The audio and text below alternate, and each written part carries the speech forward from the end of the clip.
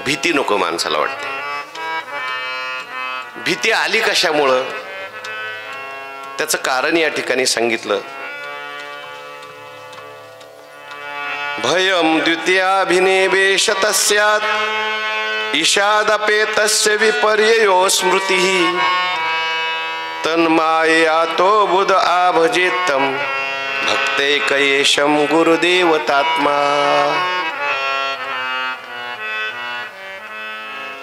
भयाला जर कारण काय असेल तर द्वैत आहे. द्वैताद् वै भयम भवति. दुजे जव जव घडे तव तव संसार भय जोडे, असं भगवंतांनी म्हटले, ज्ञानेश्वर महाराजांनी म्हटले. आपल्यापासून भिन्न व्यक्तीपासून माणसाला भय वाटतं. आपल्याला कधी भय वाटत नाही. भिन्न पाहिजे, विरोधी पाहिजे, बलवान पाहिजे, त्याच्यापासून माणसाला भीती वाटत असते. संतांना भय वाटत नाही. त्याचं कारण संतांना कोणी विरोधी वाटत नाही, भिन्न वाटत नाही.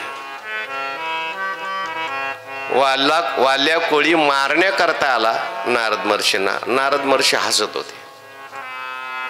वाल्या कोळ्याने आतापर्यंत माणसं पाहिली होती, धावून गेल्यानंतर पळून जाणारी, प्रतिकार करणारी, विरोध करणारी. हसणारा पहिल्यांदाच पाहिला. वाल्या कोळी म्हटलं, का हो, मी तुम्हाला मारायला आलोय, तुम्हाला भीती वाटत नाही का? ती म्हटली, भीती कशाची? म्हटली, मरणाची. म्हटली, नाही बाबा, मरणाची भीती. मरण शरीराला आहे आणि तू मला मारणार नाही हे मला माहिती आहे. मला तू मारू शकत नाहीस. बरं, मारलं तर माझ्या शरीराला मारशील. मी तिथं बसलेलो आहे की जे कधी मरतच नाही. मग ते पुढचा इतिहास तुम्हाला सगळं माहिती आहे. वाल्या कोळ्यात बदल घडवला ज्ञानेश्वर.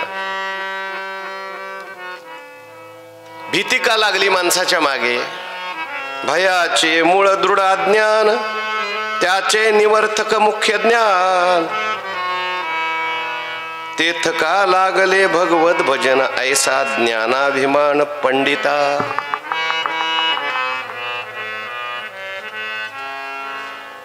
नाथ महाराज असं लिहितात की भयाचं कारण तर अज्ञान आहे, भयाचं कारण तर माया आहे. मग देवाचं भजन करून भय कसं काय जाईल? देवाचं भजन करून मनुष्य मुक्त कसा काय होईल?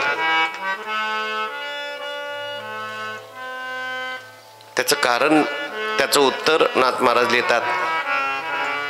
माया म्हणजे भगवत शक्ती, भगवत भजने तिची निवृत्ती. आन उपाय तेथे न चलती, भक्त सुखे तरती हरी माया. माया माया म्हणजे काय? माया अज्ञान एकच नाव आहे. ही भगवंताची शक्ती आहे.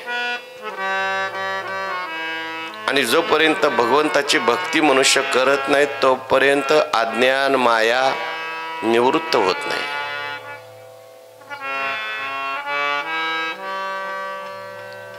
भगवंतानी गीतेमध्ये असं म्हटलंय, दैवी हेषा गुणमयी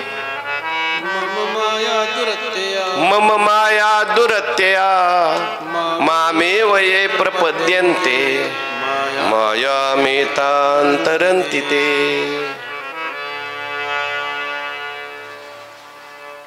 माया दुरत्य आहे, तरण्यास कठीण आहे. सगळं दुःख आपल्या मागे लागलंय मायेमुळे. माया म्हणजेच काय? अज्ञान. पण त्या मायेची निवृत्ती करण्याकरता आपण समर्थ नाही. अनेकांनी मायेतून तरुण जाण्याकरता अनेक प्रयत्न केले.